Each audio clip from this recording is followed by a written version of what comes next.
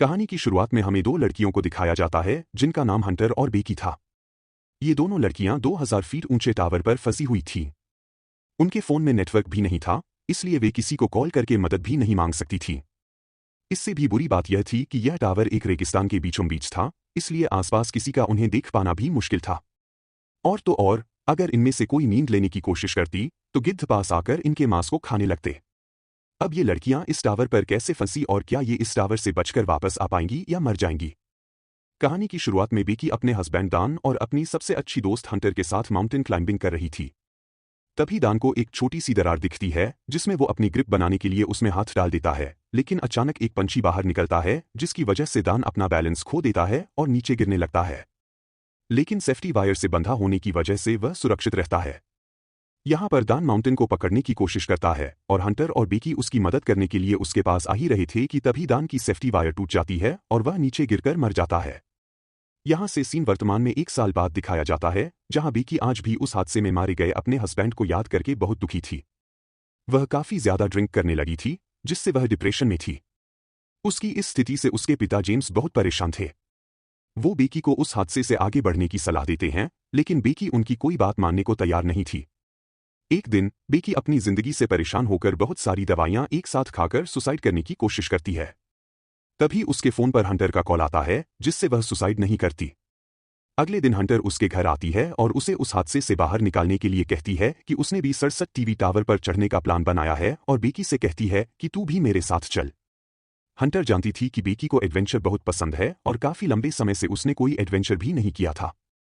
बेकी जो उस समय बहुत परेशान थी, हंटर को मना कर देती है। लेकिन अगले दिन जब बेकी किचन में अपनी दवाइयां लेने जाती है तो वह थोड़ा सोचते हुए फैसला करती है कि वह हंटर के साथ क्लाइंबिंग करने जाएगी। इसके बाद हंटर और बेकी दोनों टावर की ओर निकल जाते हैं। रास्ते में बेकी हंटर के फोन में उसकी कुछ पुरानी फोटो देखती है। जैसे ही वह आगे और फोटो देखती है, हंटर की एक फोटो में उसे हंटर के कंधे पर एक लड़के का हाथ दिखाई देता है। बेकी हंटर से उस लड़के के बारे में पूछती है, लेकिन हंटर उसे कुछ भी बताने से मना कर देती है। तभी बेकी के फोन पर उसके पिता का कॉल आता है, लेकिन वह कॉल पिक नहीं करती। काफी देर ड्राइव करने के बाद वे एक होटल में रात बिताने के लिए रुकते हैं। डिनर करते वक्त बेकी को पता चलता है कि हंटर अब एक यूट्यूब ब्लॉगर है और यूट्यूब से आने वाले पैसे से ही वह अपनी ट्रैवलिंग का खर्च उठाती है। इसी दौरान बेकी की नजर विंडो से बाहर उस टीवी टावर पर पड़ती है जहां वे जाने वाली थी। हंटर बेकी को बताती है कि यह टावर अमेरिका का चौथा सबसे ऊंचा टावर है। अगले दिन सुबह बेकी और हंटर अपनी कार में बैठकर आगे की यात्रा शुरू करते हैं। हंटर रास्ते में अपने YouTube चैनल के लिए ब्लॉग बनाती है और अपने दर्शकों को बताती है कि वह अपनी बेस्ट फ्रेंड के साथ इस ऊंचे टीवी टावर पर चढ़ने वाली है। आखिरकार वे दोनों टावर के पास पहुंच जाती हैं, जहां उन्हें गेट पर एक डेंजर साइन और ताला लगा मिलता है।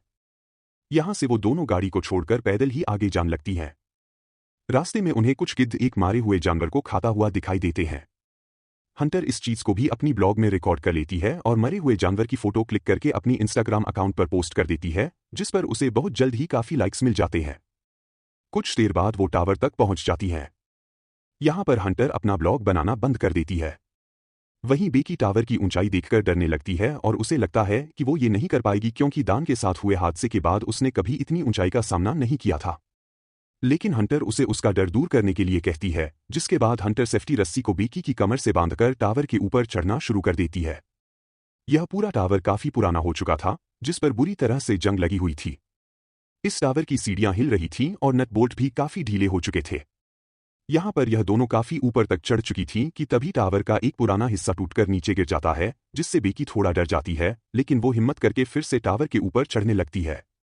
ऐसे ही धीरे धीरे वे आधे टावर तक पहुंच जाती हैं, यानी 1000 फीट ऊपर, जहां से शहर काफी छोटा दिखाई दे रहा था।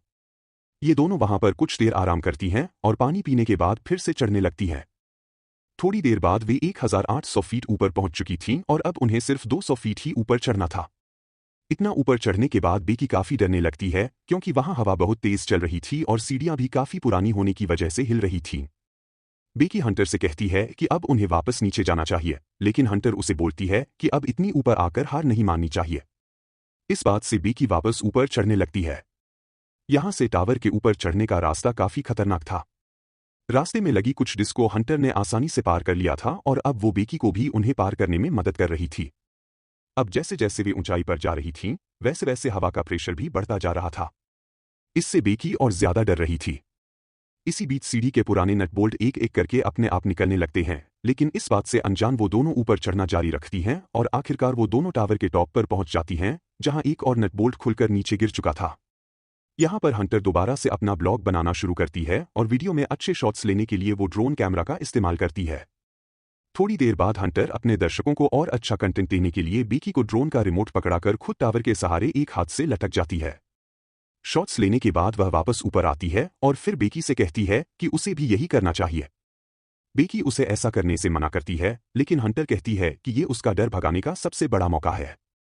इसके बाद बेकी हंटर का हाथ पकड़कर वही स्टंट करती है और हंटर उसकी सेल्फी लेने लगती है। इसके बाद वे वापस ऊपर आ जाती हैं। यहां पर बेकी अपने हस्बैंड दान की अस्थियां लेकर आई थी और उसे याद करते हुए उसकी अस्थियों को यहां विसर्जित कर देती है। इस मोमेंट पर बेकी और हंटर दोनों काफी इमोशनल हो जाती हैं। इसके बाद वे डिसाइड करती हैं कि अब उन्हें वापस जाना चाहिए, इसलिए वे अपने सेफ्टी वायर को खुद से कनेक्ट करती हैं और बेकी नीचे जाना शुरू कर देती है। लेकिन जैसे ही वह पहला कदम सीढ़ी पर रखती है, सीढ़ी टूट जाती है और बेकी सीढ़ी के साथ साथ नीचे गिरने लगती है। लेकिन हंटर किसी तरह उसे पकड़कर वापस ऊपर खींच लेती है। यहां पर बेकी मौत के मुंह से बचकर आई थी, जिससे वह जोर जोर से डर के मारे रोने लगती है और अचानक दोनों हंसने लगती है। नीचे देखने पर उन्हें पता चलता है कि अब उनकी नीचे उतरने के लिए कोई सीढ़ी ही नहीं है। वे दोनों अपने अपने फोन को चेक करती हैं, लेकिन उनके फोन में कोई नेटवर्क नहीं था और उनका बैग भी नीचे टावर डिस्क पर गिर चुका था, जिसमें उनके खाने पीने का सामान था। यहां ऊपर टावर पर उन्हें एक इमरजेंसी बॉक्स दिखता है, जिसे खोलने पर उन्हें दूरबीन और एक फ्लेयर गन मिलती है, लेकिन यह दोनों चीजें उनकी किसी काम की नहीं थीं। यह सब देखकर बेकी हंटर पर भड़क जाती है। हंटर उसे यह कहते हुए शांत करने की कोशिश करती है कि हो सकता है सीढ़ी के नीचे गिरने की आवाज सुनकर कोई उनकी मदद करने आ जाए, इसलिए अब हमें बस थोड़ी देर इंतजार करना होगा जब तक कि कोई आ नहीं जाता। तभी हंटर नोटिस करती है कि पिछली बार सीढ़ी के गिरने की वजह से बेकी के पैर पर चोट लगी थी और अब उसकी चोट से खून बाहर आ रहा था। हंटर बेकी की चोट पर अपनी शर्ट बांध देती है। कुछ समय बाद बेकी हंटर से पूछती है कि उसने ब्लॉगिंग क्यों शुरू की। इस पर हंटर गलती से दान का नाम ले लेती है, जिससे बेकी के मन में हंटर के प्रति शक बैठ जाता है। कुछ देर बाद बेकी अपना फोन चेक करती है, जहां उसने कुछ समय पहले अपनी सोशल साइट पर एक मरे हुए जानवर की फोटो अपलोड की थी, जिससे उन्हें एक आइडिया आता है कि वे अपने फोन पर एक हेल्प मैसेज टाइप करेंगे और उसे फोन को रस्सी से बांधकर नीचे लटका देंगे, यह सोचकर कि शायद नीचे जमीन पर फोन में सिग्नल आ जाए और उनकी पोस्ट अपलोड हो जाए। हालांकि उनकी यह कोशिश नाकाम हो जाती है। इसके बाद उन्हें लगता है कि जमीन पर जरूर नेटवर्क होगा ही, इसीलिए वो फोन को अपने जूते में डालकर उसकी करकठोर अपनी जुराबें फंसाकर जूते को नीचे गिरा देती है। यहां टावर पर अचानक ध्यान हंटर के दूसरे पैर पर जाता है, जहां 143 का टैटू बना हुआ था, जिसे देखकर उसे याद आता है कि उसका हस्बैंड दान हमेशा उसे आई लव यू कहने के लिए 143 कोड का इस्तेमाल करता था। लेकिन बेकी इस चीज को भी इग्नोर करके इस टावर से नीचे उतरने के लिए कोई और आइडिया सोचने लगती है। थोड़ी देर बाद उन दोनों को दूरबीन से नीचे जमीन पर टावर के पास से गुजरता हुआ एक आदमी और उसका डॉग दिखाई देते हैं, जिससे वे उसे मदद के लिए चिल्लाने लगती हैं। लेकिन इतनी ऊंचाई होने के कारण उनकी आवाज नीचे नहीं जाती। नीचे हम देखते हैं कि हंटर ने जो फोन जूते में डालकर नीचे फेंका था, वो पूरी तरह से टूट चुका था और अब उनका यह प्लान भी फेल हो चुका था। वह आदमी वहां से जाने लगता है। यह देखकर बेकी मदद के लिए चिल्लाते हुए अपने दोनों जूते उस आदमी पर नीचे फेंक देती है, ताकि उस आदमी का ध्यान ऊपर की ओर उन पर आ जाए, लेकिन वह आदमी यह नोटिस नहीं करता क्योंकि वह किसी से कॉल पर बात कर रहा था। इसके बाद बेकी फ्लेयर गन चलाने लगती है, लेकिन हंटर उसे यह कहते हुए फ्लेयर गन चलाने से मना कर देती है कि अभी दिन का समय है, इसलिए किसी को भी फ्लेयर गन का पता नहीं चलेगा। इसी दौरान वे दो और आदमियों को वहां थोड़ी दूर नोटिस करती हैं, जो वहां पार्टी करने के लिए आए थे। उन्हें देखकर वे दोनों डिसाइड करती हैं कि थोड़ा अंधेरा होने पर फ्लेयर गन का इस्तेमाल करेंगी ताकि वे लोग उन्हें नोटिस कर सकें। कुछ देर बाद रात हो जाती है और बेकी फ्लेयर गन का इस्तेमाल करती है, जिससे वे दो आदमी उन्हें देख लेते हैं। यहां पर बेकी और हंटर अपने हाथ हिलाते हुए और जोर जोर से चिल्लाकर उनसे मदद मांगने की कोशिश करती हैं। इसके बाद वे दोनों दूरबीन से देखते हुए नोटिस करती हैं कि वे दोनों आदमी हंटर की कार के पास जा रहे थे, जिसे देखकर वे खुश हो जाती हैं। लेकिन उनकी मदद करने की बजाय वे आदमी उनकी कार चुराकर वहां से भाग जाते हैं। यह देखकर वे दोनों काफी दुखी हो जाती हैं और अब उन्हें जल्दी से कोई नया आइडिया भी समझ नहीं आ रहा था कि अब वे क्या करें। यहां पर बेकी हंटर से उसके पैर के टैटू के बारे में पूछ ही लेती है, जहां हंटर यह रिवील करती है कि उसका दान के साथ 6 महीने तक अफेयर चल रहा था। इसके लिए वह उससे माफी मांगती है कि उसने उसके हस्बैंड के साथ हुकअप करके काफी बड़ी गलती की। हंटर बताती है कि दान उसे अच्छा लगता था और वह उससे प्यार भी करती थी, लेकिन दान बेकी से ज्यादा प्यार करता था, इसलिए उसने जल्दी ही दान से ब्रेकअप कर लिया था। यह सुनकर बेकी और भी ज्यादा निराश हो जाती है कि उसकी बेस्ट फ्रेंड और उसका हस्बैंड दोनों ही उसे चीट कर रहे थे। अगली सुबह बेकी फोन चेक करती है, जहां उसे पता चलता है कि इस टावर पर चढ़े हुए उन्हें 24 घंटे बीत चुके हैं। अब क्योंकि उन्हें काफी भूख और प्यास भी लग रही थी, इसलिए हंटर डिसाइड करती है कि वह नीचे डिस्क पर जाकर अपना बैग लेकर आएगी। इसके लिए वह सेफ्टी रस्सी को टावर से बांधकर नीचे उतरने लगती है, लेकिन डिस्क से थोड़ी दूर पर रस्सी छोटी पड़ जाती है, जिससे हंटर बैग तक नहीं पहुंच पाती। अब उसके पास कोई और चारा नहीं था, इसलिए हंटर अपने साथ बड़ी रस्सी लेकर उसे पैर से लटकाकर जंप लेते हुए डिस्क पर कूद जाती है। वह बैग उठाकर उसमें से पानी की बोतल निकालकर पीने लगती है।